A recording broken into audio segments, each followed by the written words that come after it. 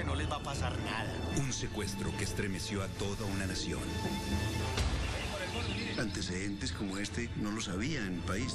Un secuestro que llevó a las víctimas al límite de sus capacidades físicas y mentales. Allá es muy fácil dejarse morir. En plenas conversaciones de paz. Si usted hace un acto terrorista, arrodilla al gobierno. Y nunca lo íbamos a aceptar. Y en un país donde el secuestro es moneda corriente. Un secuestro es un tedio prolongado. Vea, mátame y entiérrame. Yo primero me hago matar antes de que tú te quedes. Las víctimas llevan huellas imborrables. Una herida que va a quedar abierta de por vida. Cada puntico es un día aquí.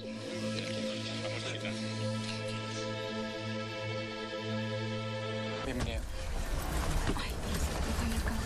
¿Necesita alguna indicación? No. El 12 de abril de 1999, 41 pasajeros abordan el vuelo 9463 de Avianca, que cubría la ruta Bucaramanga-Bogotá. Revisión exterior completa, capitán. Perfecto. Bienvenido.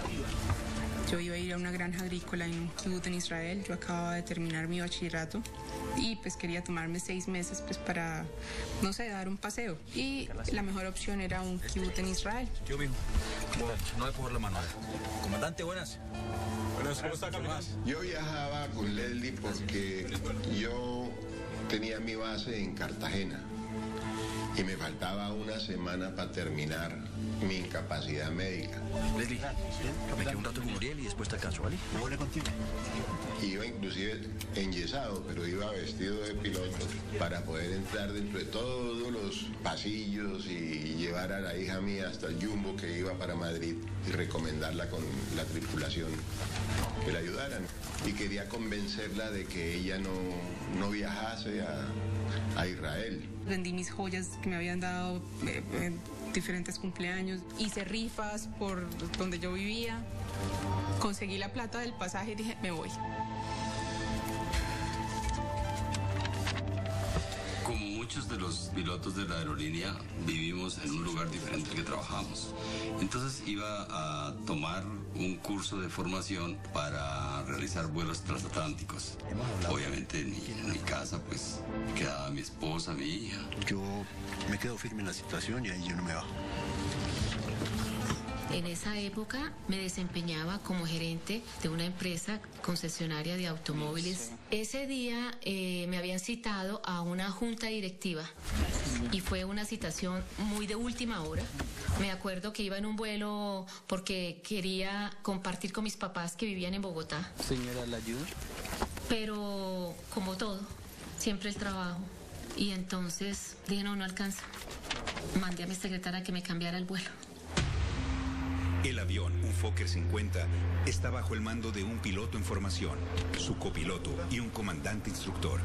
Vamos para Bogotá el día de hoy, ¿no? Fue ya cuando me monté en el avión. Yo estaba en un pasillo y en el otro pasillo había otra persona y llevaba un maletín con una raqueta. Eso fue como lo que más me llamó la atención. A las 10:40 de la mañana, el vuelo 9463 de Avianca despega hacia la ciudad de Bogotá. En Bucaramanga los decolajes, el 99% se ejecutan hacia el norte. Eso con el fin de ganar altitud para volver luego por la izquierda y poder pasar los cerros de Zapatoca y todo eso, esa región montañosa. 10.000 pies, altura segura.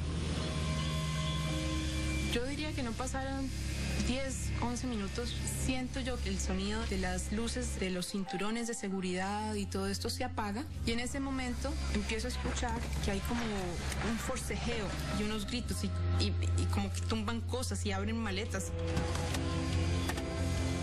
Es cuando esta persona que sale aquí con su raqueta se pone la pasamontaña y tiene el revólver aquí puesto. Todos quietos, agachen la cabeza, pongan los brazos sobre la silla y nos pusieron a bajar la cabeza. A ver, tranquilitos, calladitos, no les va a pasar nada. Y todo pasa en cuestión de segundos tan rápido que uno no hay palabras para describir ese momento. Es un estado de shock, es un estado de angustia. Yo no digo que uno piensa en la muerte en ese momento, sino uno piensa qué va a pasar, qué va a pasar, qué va a pasar. Bueno, señores, cambió de planes, papá. Enseguida van para la cabina, apuntan al piloto, quédense quietos, no hagan nada. Apaga el transporte ahí. Apáguelo pues. Apagan el transponder. ya el control radar no sabe dónde está el avión. Yo desobedezco las órdenes de los secuestradores, levanto la cabeza y me encuentro con Francisco López, que era el piloto chequeador que sale de la cabina porque lo han desalojado del área. Entonces obviamente empieza a saltar esa inseguridad, siendo consciente de que estábamos en manos todavía de un piloto que era un alumno. Calmaos, silencio. Y el hombre que está adelante es un hombre que tiene una voz muy fuerte, acento paisa, como de Medellín, y dice, aquí nadie se las venga a dar del héroe, nosotros simplemente vamos a bajar a un comandante de las AUC. Nuestra misión es llevar a nuestro comandante a un lugar seguro. Y ustedes continúan el rumbo. Vamos a cambiar de coordenada, necesito que me lleven a este lugar enseguida. Y el avión empezó, en vez de seguir subiendo, fue a bajar. Entonces la angustia fue grandísima cuando el avión perdía altitud hacia un terreno bastante montañoso. Durante esos 15, 20 minutos de vuelo que fueron absolutamente eternos, salíamos y entrábamos en nubes, salíamos, entrábamos en nubes. Eso era absolutamente angustiante porque uno estaba esperando en cualquier momento un impacto con el terreno. Yo creo que todos los ocupantes del avión pudimos pensar en ese momento como yo, que ese era el último día de la vida.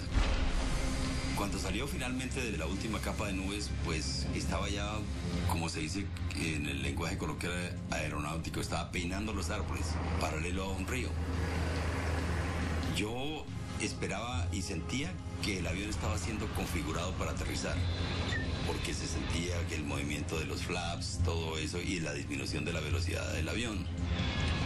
Pensé que la situación de ahí no íbamos a salir porque el avión, ¿cómo iba a responder en una pista absolutamente hechiza, si se podría llamar pista? Yo pensé en ese momento, el avión debe estar full de gasolina, y si hay un accidente o lo que sea, pues vamos a explotar porque acabamos de iniciar un vuelo. Yo dije, aquí se va a desbaratar el avión. El avión aterriza en una pista clandestina del sur del departamento de Bolívar. Y fue un aterrizaje suave, lo que llamamos mantequillero. Y pum, se enterró completamente enterrado. Me acuerdo que cuando vimos por la ventana, y eso aparecieron como hormigas, eran hormigas de guerrilleros. Abriendo la puerta. Se abre la puerta del avión y todos los pasajeros están en un silencio absoluto. Felicitaciones, comandante. Mi trabajo, camarada. Sube un tipo y se abraza con este hombre que estaba llevando la vocería del vuelo y se felicitan y dice, lo logramos, compa, lo logramos. Y en ese momento el tipo vuelve y dice, todos con el documento de identidad en la mano, nadie baja nada, solamente el documento de identidad en la mano. Vamos saliendo, cédula en mano. Vamos, rápido. A ver, rapidito, en orden, vamos. Me impactó en el momento en el que me bajo del avión y hay un camarógrafo vestido de militar que nos está filmando. Y ahí sí recuerdo que yo sentí que esa cámara nos estaba filmando porque iban a negociar con nosotros, que nosotros éramos la mercancía. ¡Rápido! Se me va saliendo de una vez. Y ahí fue quizá la primera vez que yo sentí la palabra indignación. Faltan aquí los pilotos, se van por fuera de una vez. Rapidito que no estamos en casa. Todo limpio. En el aeropuerto de Bucaramanga hay desesperación. El vuelo 9463 de Avianca no se ha reportado y temen que se haya estrellado. La verdad, en ese momento no pensamos en un secuestro. No había algún indicio de secuestro. No sabíamos a qué atenernos. No sabíamos en qué circunstancias estábamos, porque era una época de lluvias en el momento. Había bastante nubosidad. Incertidumbre se pasean por los rincones del aeropuerto Palo Negro, donde los familiares de 46 personas ruegan por su suerte. A las 12:05 de la tarde, una hora después de haber perdido el rastro del vuelo 9463, las autoridades localizan el avión a la orilla del río Magdalena. Atención, el avión de Avianca que desapareció acaba de aparecer. Y las autoridades que avistaron el avión han dicho que hay muchas personas vestidas de verde al lado del avión. Había un grupo moviéndose armado, dirigiendo hacia unas embarcaciones a los civiles. Inmediatamente se inicia una operación militar fuerte. entramos a operar con 3 aviones de combate OB-10 y un avión AC-47, un avión fantasma. Es una cosa bien misteriosa lo que ha ocurrido, porque los ocupantes del avión están siendo desalojados en chalupas por un río cercano, pero no se entiende desalojados por quién, si están siendo rescatados o no, si fue secuestro o no. En medio de la confusión, los pasajeros son movilizados rápidamente para evitar ser interceptados por las autoridades. Fue una travesía muy dolorosa. Eso era como si fuera lodo. Entonces hay un hueco y hay un pedazo de tierra, hueco, pedazo de tierra, hueco, y me vivía cayendo en esos huecos. Ahora seguro que ya la recibe el compañero. Y ellos era ver, haga de cuenta, Vietnam. Todos ellos aquí con puras balas aquí puestas a los lados, pero eran todos llenos, así, y todos armados. Me acuerdo los helicópteros. Ahí ya estaba la policía o el ejército, ya sabía lo que había pasado. Y nosotros nos botaban más, agáchense.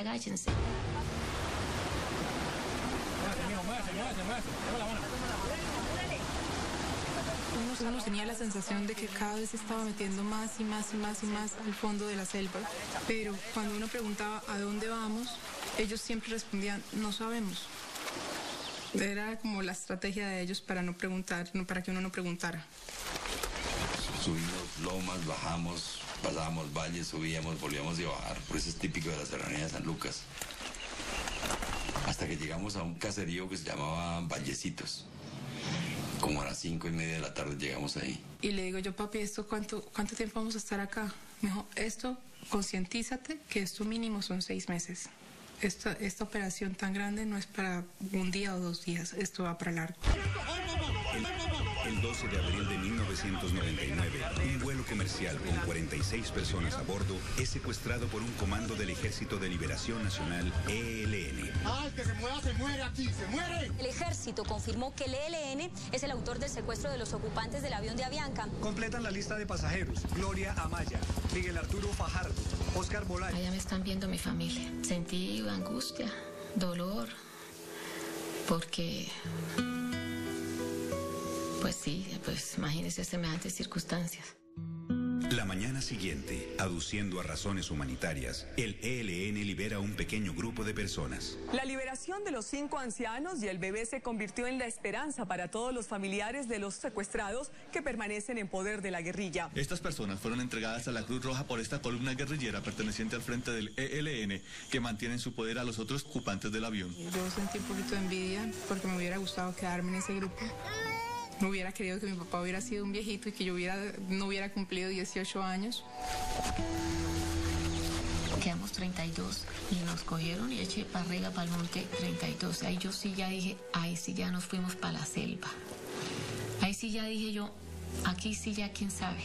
Y éramos 32 personas, que fue una travesía tremenda, Dios mío, que fueron casi los 5 o 6 días para llegar a ese sitio tan inhóspito, en una montaña, de un frío terrible. Pienso que es una forma muy brusca de madurar. Es una forma muy brusca de ponerlo a uno en contexto con la realidad. Vale, espera un momento, por favor. En mi caso, por ejemplo, yo era una niña que... ¿A dónde las mujeres? Allá, en ese hueco. Que no sé, como que creía mucho en la gente y de pronto en un santiamén estar en medio de la selva colombiana, en medio del conflicto armado que ha desangrado al país por décadas y ser parte activa de una noticia que le está cambiando el panorama al país. Compañeros, ya saben lo que tienen que hacer. Señor, vamos a hacer. Por la mente pasan incansablemente las imágenes de la familia, indiscutiblemente. ¿Qué están pasando? La escena mía era pensando en mi familia, sentados en la absoluta desolación, sin saber qué pasó, dónde estará, pensando en qué condiciones va a estar su padre, su esposo, etc. Eso lo angustia a uno muchísimo. Y el hecho de pasar la noche, uno quiere que como que no pasen las horas porque tiene que dormir. Y las condiciones para dormir y para pasar la noche eran muy agresivas.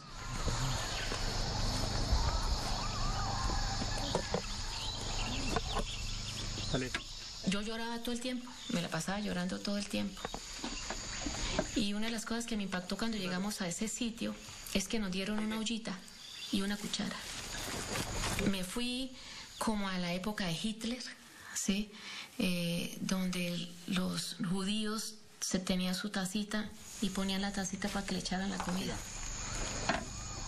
La comida eran 3 principios básicos: arroz con frijoles en la mañana, arroz con lentejas o arroz con arveja en la tarde, y en la noche se repetía lo que se comía en la mañana. Para mí, los primeros días y los meses, el impacto con esta nueva vida fue muy fuerte, pues porque pues es la selva. Acomodarte a vivir en esa forma como tendríamos que vivir, sin ropa. Tenías escasamente una sudaderita y entonces vaya a bañar la ropita, báñese usted, no había agua. Tomábamos agua del río. Era muy difícil el papel higiénico. Entonces nosotros usamos, era la botellita de agua. Ir al baño se me volvió un trauma, pero de esos fuertes, porque llegar a esas letrinas que ellos tenían llenas de moscos, sucias, cochinas, y tener usted que estar ahí viendo eso. Allá es muy fácil dejarse morir. Yo llegué a un momento en que no quise volver a comer. Por motivos que desconocemos, el avión fue desviado. Era un campamento horrible, arriba, en lo alto de una montaña. Y allá llegamos los 32 y nos quedamos unos 4 o 5 días hasta que ahí empezamos a separarnos. 16 nos fuimos y 16 se quedaron. Justamente un mes después de la toma del avión, a medida que íbamos caminando se escuchaban las noticias de que estaban siendo liberados. El grupo de 16 que había quedado en el campamento inicial estaban siendo liberados ese día. Se logró finalmente la liberación, se acordó que se van a liberar más personas en cuánto tiempo. Con mucha envidia y con mucha tristeza tuvimos que ir a lo largo de la caminata escuchando sobre los detalles de la liberación. Están saliendo en estos momentos hacia Bucaramanga después de 27 días de secuestro. Se hizo esa liberación gota a gota, primero un niño, después se liberó a los ancianos. Aquí los vemos descender del helicóptero a las personas liberadas. Todo eso era también muy medido políticamente para causar impacto, para decir aquí estamos, tenemos capacidad para tener campamentos donde la fuerza pública no penetra, donde un rescate es imposible y donde nosotros podemos regular cada cuánto soltamos la gente. Cada vez es peor esta espera. ¿Hasta cuándo vamos a estar acá? El ELN quería liberar los secuestrados. Libera un primer grupo. En segunda instancia, el ELN envía la señal de querer devolver ya a los secuestrados, y por eso se busca el mecanismo de diálogo entre un representante del gobierno y el Ejército de Liberación Nacional. Lo que busca el Ejército de Liberación Nacional es decir, nosotros queremos dialogar, somos un grupo que estamos activos, no es que estamos acabados, sino que todavía tenemos presencia y capacidad de generar hechos como ese secuestro del avión de Avianca. Eso no se cumplió a cabalidad por el Estado. Hoy estuvo la personería... No se podía negociar con el ELN porque el mensaje que se daba es que si usted hace un acto terrorista, arrodilla al gobierno. Y nunca lo íbamos a aceptar. Las conversaciones entre el gobierno del presidente Pastrana y el Ejército de Liberación Nacional se congelan. El gobierno que yo presido no negociará bajo presión. Exijo la inmediata libertad de todos y cada uno de los secuestrados sin distingos de ninguna especie. El ELN no es capaz de conseguir los objetivos iniciales, y como no es capaz de conseguir esos objetivos, pues este secuestro se va prolongando y se va prolongando y se transforma en un secuestro extorsivo que para el ELN yo creo que fue una derrota eso. Se convierte en un secuestro para cobrar dineros por la liberación de los secuestrados. No demuestra. El gobierno no iba a negociar. La violación expresa de los acuerdos que firmó el ELN. Obviamente esa situación era muy angustiante para nosotros. Y el hecho de que nos persiguieran, como ellos llamaban, nos persiguieran en caliente, era aún más angustioso. Porque la probabilidad en una persecución de esas de morir en un fuego cruzado era muy alta. Bueno, señores, hoy los reuní para informarles que nos vamos a dividir en 2 grupos para agilizar el paso. Tras la suspensión de los diálogos, el ELN traslada a los secuestrados a campamentos ubicados en lo más profundo de la selva. Vamos. 8 nos fuimos y 8 se quedaron. Los que nos fuimos fueron los 7 tripulantes y mi hija. Agilicen el paso. Sin interlocución del gobierno, las familias de los secuestrados del vuelo 9463 se ven obligadas a negociar directamente la liberación de sus familiares con el ELN. Se me designa como líder de los familiares de los secuestrados. El pedido que le hacemos es que posibiliten la manera de que los secuestrados sean entregados sanos y salvos sin ningún problema. Y así las cosas, me dedico entonces a buscar contactos hasta que logro entonces la posibilidad de conversar con el comandante que tenía el grupo de secuestrados del avión.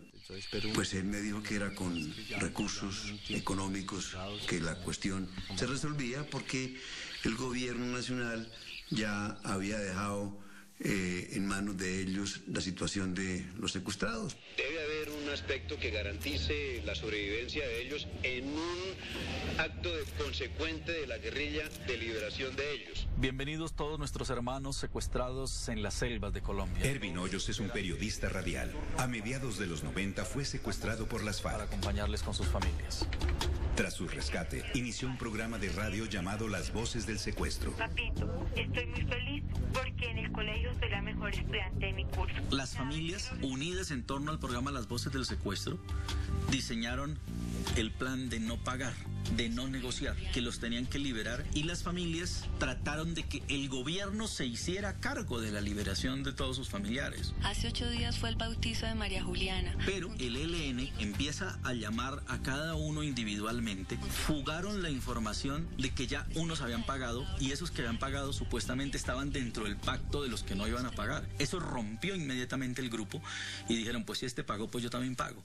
Tenemos mensajes también aquí en los estudios de Caracol Colombia. Y efectivamente esa división inmediatamente llevó a que cada uno por su lado buscara individualmente negociar el caso de su secuestrado. Nos cruzamos a Bucaramanga a esperar a que el señor Gallero le diera la gana de comunicarse conmigo, cosa que hizo 8 días después, y simplemente me está diciendo que el valor de poder volver Gloria a la casa es de 5.000 millones de pesos. ¿Cómo se le ocurre? Y yo le digo, pues hombre, 5.000 millones de pesos no los tiene nadie. Piénselo, comandante, eso es mucha plata. Con el dolor en el alma, yo no le puedo dar a usted más allá de 5 millones de pesos.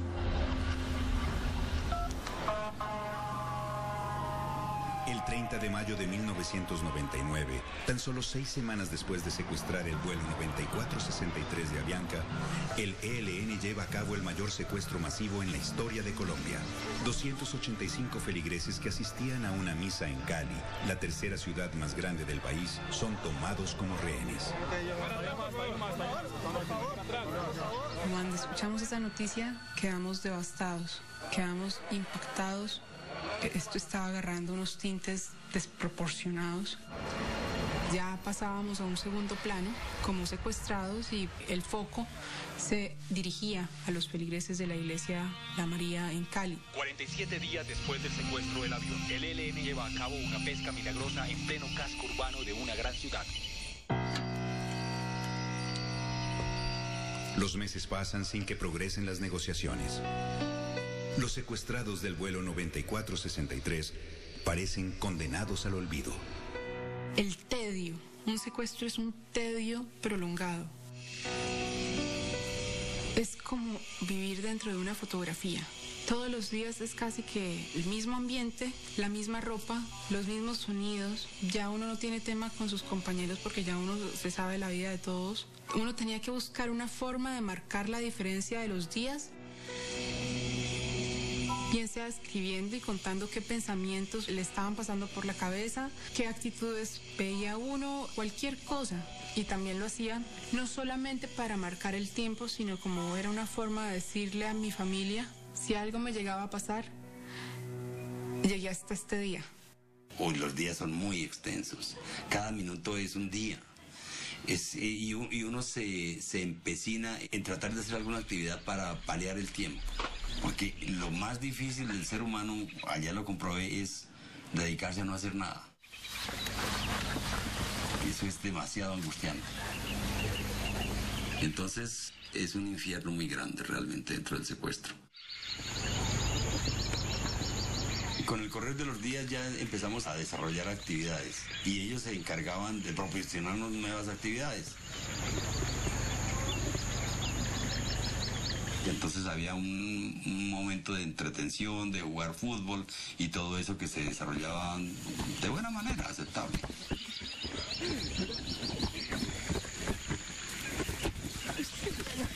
No es capaz de ponerme en el pecho y era como...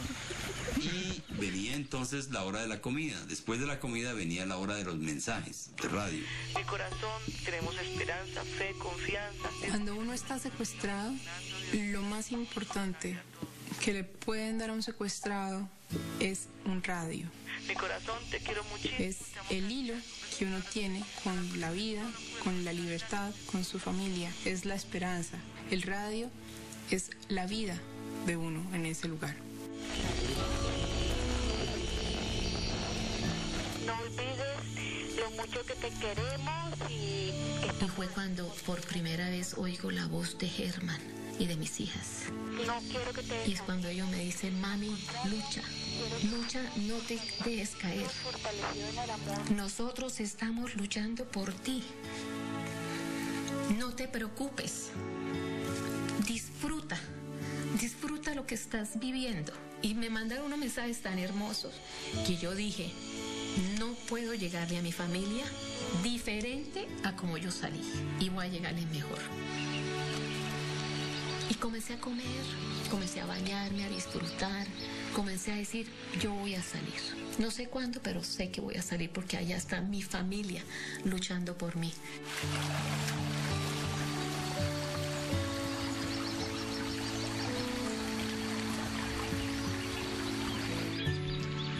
Transcurre cerca de un año sin que el país reciba noticias sobre los tripulantes y pasajeros del vuelo 9463. El 7 de marzo del año 2000, los familiares reciben las primeras pruebas de supervivencia.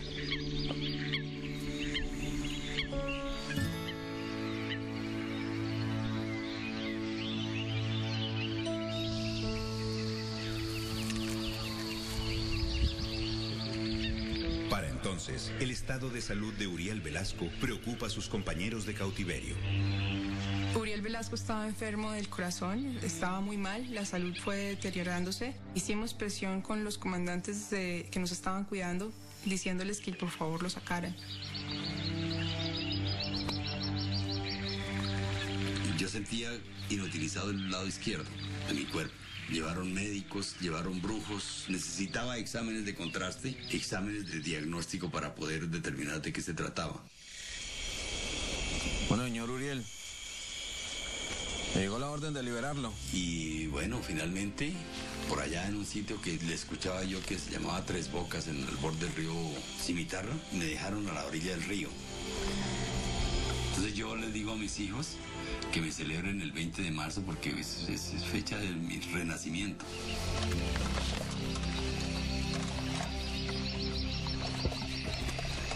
Tras una serie de encuentros infructuosos con el líder guerrillero negociador, Herman Alfonso busca nuevos acercamientos con el grupo rebelde. En marzo me desplazo al Catatumbo en muchas oportunidades, hasta que a finales de marzo, uno de ellos, con los que ya había conversado en muchas oportunidades, me secuestran. Herman Alfonso es acusado por el ELN de haber filtrado la información que permitió a las autoridades dar de baja a un guerrillero con quien él gestionaba la liberación de Gloria. Créame que yo sentí que hasta ahí llegaba. Hasta ahí Germán Alfonso existía. El ELN se atribuyó hoy el secuestro de Germán Alfonso Villarreal. Cuando sentí que Germán lo había secuestrado, yo me revolcaba en el piso. Pero fue un dolor muy grande sentir a Germán pensaba en las 2 niñas. No, yo decía, no, esto qué es tan horrible que está pasando. El Ejército de Liberación Nacional retiene a Herman Alfonso con el objeto de enjuiciarlo por su supuesta participación en la desaparición de un integrante de esa organización. Una vez lo secuestran a él, pues yo quedo ahí sí más sola que nunca, más junto pues con mi hermana, pero mi hermana era mucho menor que yo, a buscar cómo hacer un acercamiento o cómo saber quién lo tenía, porque de hecho al principio no se sabía quién lo tenía.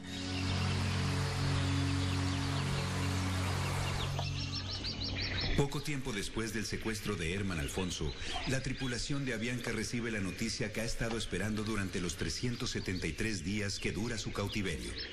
Pues la liberación de nosotros se debió en parte, pues yo creo que a la negociación con el gobierno y con la compañía Avianca. No tenemos la más mínima idea de eso. Yo no creo que hayan pagado, yo no sé a qué acuerdos habrán llegado, pero la verdad es que aún hoy en día no tenemos idea cómo fue. El Comando Central ha tomado la... Una semana antes de la liberación, las familias hicieron una maratón de mensajes por la libertad de los secuestrados en Colombia. No podemos adelantar una fecha exacta. Y al final de esas 32 horas, el ELN, el Comando Central, Antonio García más exactamente, anunció que en la Semana Mayor, o sea, en Semana Santa, iban a liberar entre 7 u 8 pasajeros del grupo de Avianca. Mi papá, los pilotos, los auxiliares de vuelo. Esto sería exclusivamente para 7 u 8 pasajeros de la tripulación. Todos estábamos escuchando la noticia y todos quedamos felices, o sea, era tanta la alegría y saltábamos y no lo podíamos creer, o sea, ya era un hecho. Bueno, señores, los reuní para informarles que el Comando Central me dice que los tripulantes de Avianca pueden ser liberados hoy mismo. Pero para Laszlo y Leslie, las noticias son agridulces.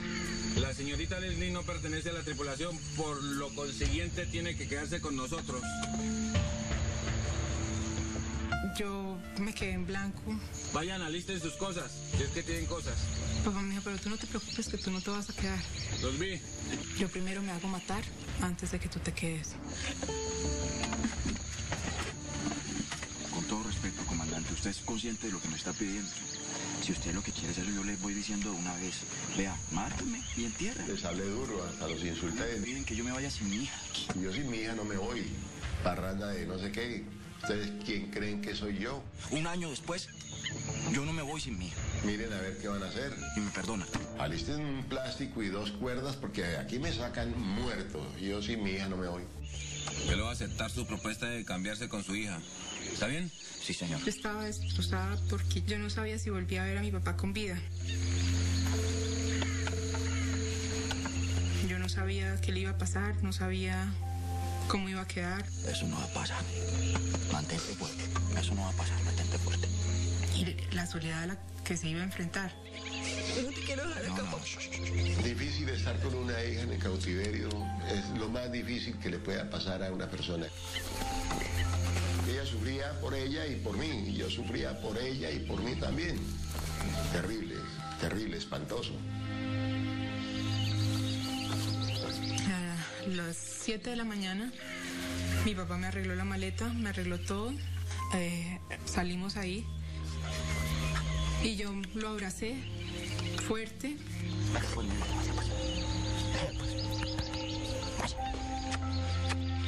Empecé a caminar. Vamos. Cuando me di cuenta, volteé a mirar y él me estaba mirando. Yo salí corriendo otra vez y me devolví. Y lo cogí y lo abracé. Y me cogió y me metió en el cambuche y me regañó. Te tienes que ir porque es que esto es una negociación. Te tienes que ir, ¿ok? No te tires esto. La obligué a que se fuera. Me partí el alma y ella también se le partía el alma, pero bueno, era lo que convenía, que ella saliera. Era prácticamente decirle adiós. Era prácticamente dejarlo enterrado allá.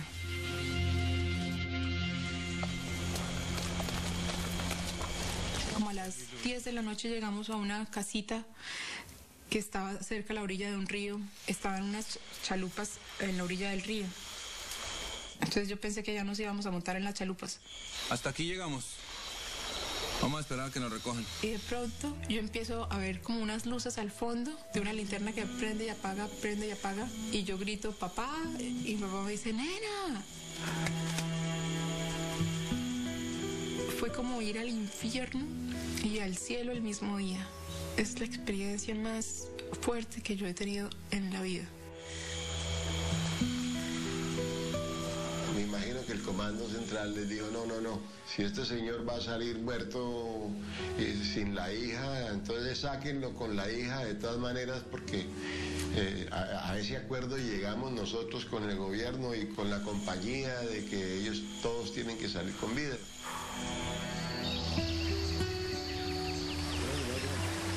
Al día siguiente, los secuestrados inician su recta final hacia la liberación. ¿Alguien me puede entrar adelante? No, pero es que aquí alguien... Hasta que dijeron, bueno, listos, montes la camioneta que los vamos a llevar al sitio de la liberación.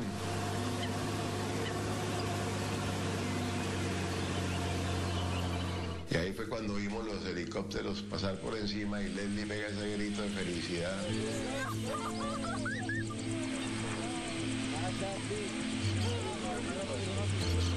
Iba para la libertad, eso es algo que no se puede saborear sino habiéndolo vivido. Cuando yo empecé a escuchar el sonido del helicóptero, era el grito, me salía, pero el grito me salía era de felicidad. Gracias. Ya nos habían hecho como una entrega medio formal. Y en ese terreno había guerrilla y estaba una comisión del gobierno. Estaba un señor que se llama Jaime Bernal Cuellar y él se queda mirándome y me ve que estoy con los ojos aguados y se me va acercando. Yo me acerco y él me dice, bienvenido a la libertad, me abraza y él también está llorando. Es sin duda un momento que a uno nunca se le olvida.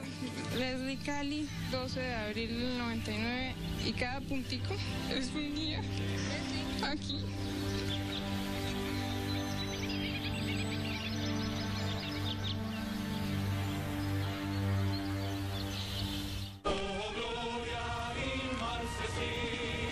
En Bucaramanga, Ana Milena Alfonso, hija mayor de Herman y Gloria, logra hacerle llegar al ELN pruebas que demuestran que su padre no estuvo involucrado en la muerte de un integrante de esa organización. Gracias a su gestión, el ELN suspende el juicio y libera a Herman Alfonso. Entregaron a mi papá, nos parecía mentira, y ya llegamos a la casa, pero con un sabor como de felicidad, pero también muy amargo. Porque sí, era una felicidad porque salía él después de 2 o 3 meses que estaba afuera, con toda la incertidumbre del mundo, pero seguía otra con la que llevábamos ya más de un año, y era mi mamá. ¿Y ahora qué? Ahora no se puede descansar, toca seguir en la lucha. ¿Qué dice la peladita? Apenas Herman es liberado, retoma la negociación para liberar a su esposa. Un año después, consigue que el ELN libere a Gloria. Gloria Amaya y Abner Duarte son los últimos pasajeros del vuelo 9463 en ser liberados. Después de 19 meses y 10 días concluyó hoy la tragedia, el secuestro masivo del avión Fokker de Avianca. Fueron liberados los 2 últimos secuestrados. El secuestro es lo más abominable que puede existir sobre la faz de la tierra. Recuperar esa libertad, pues imagínense, eso no tiene precio. Recuperar la libertad es recuperar todo. Es volver a ser un ser humano.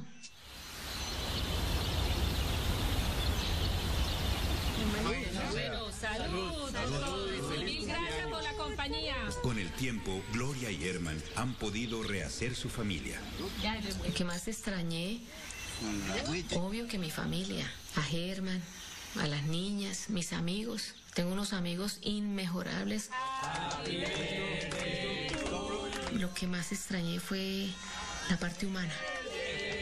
Para los pasajeros del vuelo 9463, su liberación marcaría el comienzo de una nueva vida. Por el secuestro del avión Fokker de Avianca, las víctimas demandaron al Estado Demandaron al Estado porque constitucionalmente el Estado es garante de la honra, vida y bienes de los ciudadanos. Es un derecho constitucional en este país. El Estado tiene que pagar por eso. Uriel mantiene un proceso judicial en contra del Estado colombiano. Yo reclamo una reparación elemental en todos esos perjuicios inherentes a un año de privación de la libertad absolutamente injusta. Hola, buenas noches, ¿cómo está? A un año de angustia, de tristeza, de incertidumbre por parte mía y por parte de mi grupo familiar al que fuimos sometidos. Cada minuto en que demoran en ponerse de acuerdo, se está derramando sangre en este país y se está perdiendo mucha riqueza en la infraestructura de este país. La mayoría de procesos que marchan por la reparación de este suceso no han pasado, como en el caso mío, no han pasado aún la etapa de probatoria. Para Laszlo, la pesadilla del secuestro aún sigue viva. Llevo 15 años y todavía me siento que me liberaron ayer. Muy mal, yo todavía, aún después de 15 años, sigo con tratamiento psiquiátrico. Mate. No más, no juego más. Eso no se me va a olvidar a mí jamás. Eso es una herida que va a quedar abierta de por vida. Lo que ha vivido Colombia en los últimos 30 años no tiene realmente nombre. Nosotros tenemos, ya dicen, 225.000 muertos identificados por parte de la Comisión de Memoria Histórica. La mayoría ocurrieron en este tiempo y sobre todo ocurrieron entre 1995 y 2005. El 70% de los secuestros, el 70% de las masacres ocurrieron en esa época. Ahora tenemos que cerrar este ciclo. Ahora, si no se negocia esto, puede venir un ciclo de violencias quizás más duro que el anterior. ¡La policía, la policía!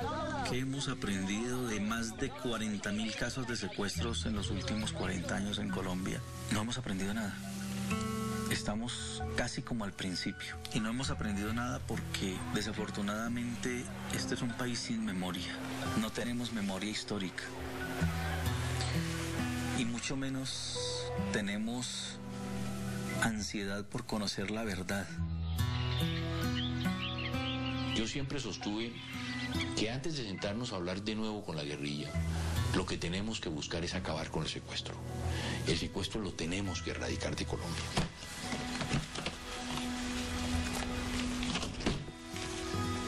Este es el diario, de acá salió el libro, que se comenzó el 18 de mayo del 99.